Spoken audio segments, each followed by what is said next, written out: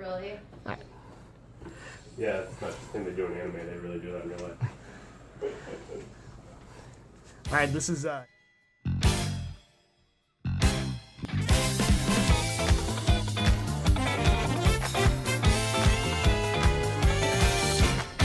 Alright, this is Nem. I've got a deck profile for Deletors. I've had pretty good success with this build over the past couple weeks, getting a couple firsts, so I'm just going to go ahead and get right into the build. For the starter, I run Zweet. I run 4 of him.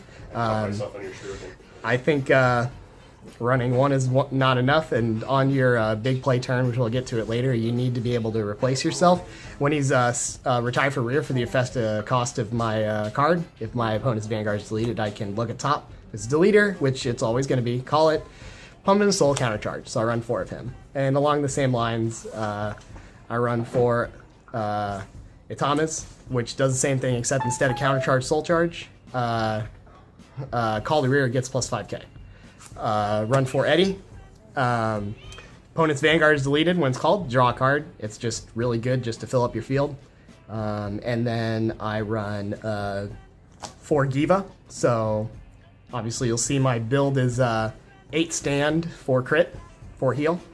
Giva can put top of deck after it's boosted to countercharge and vanish delete one of your opponent's cards. Thinking about for magic numbers, switching with the 5k, because you're really not going to use this ability too often, but I mean, either or. I can go into something else of that later.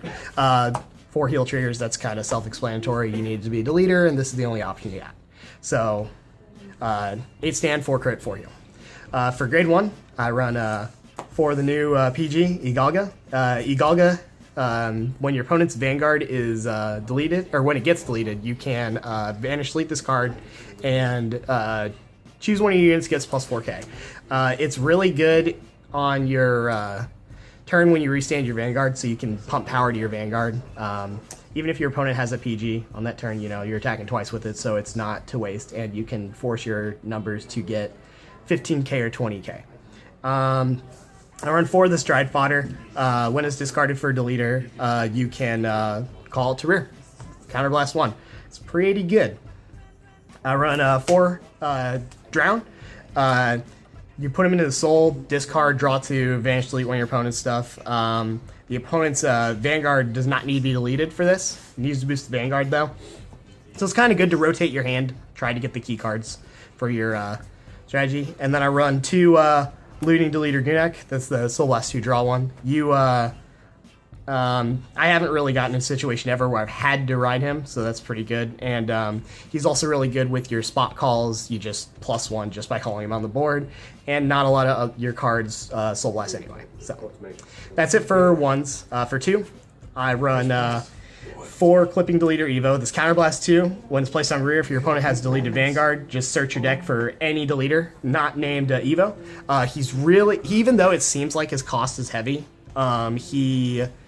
he can search just that missing card that you need. Most of the time you're going to go for this guy right here, Lie Down Deleter Given. He's kind of like the main crux of your deck. He's the key to your early game rush, and he is a very hot target for your opponent's control. Counterblast 1 card with Deleter, retire this and choose 4 of your other deleters, retire it, restand your Gry Vanguard. If you're using cards like Eddie to recoup your cost by drawing, that's really good. I'll go into the main combo. You're mostly going to be doing Itamas and Zweet for your retire targets. For the other grade 2, there are a lot of options that you can do. I choose to run 3 Juxtaposed Deleter Gale. It's when it's placed on rear. If your opponent has deleted Vanguard, you choose one of your opponent's rear guards in front row and lock it. I feel like this is pretty good because it gives your deck sort of more of a control-y aspect, and on the rushing turn, you can get rid of an opponent's intercept, which that 5k is kind of, it can probably make or break the game when you're trying to rush them.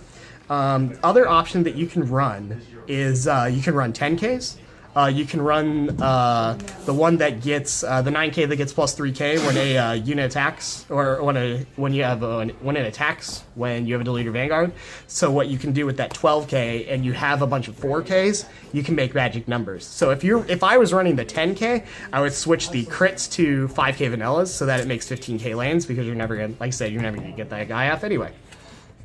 So for the grade 3s, I run 4 Greiend.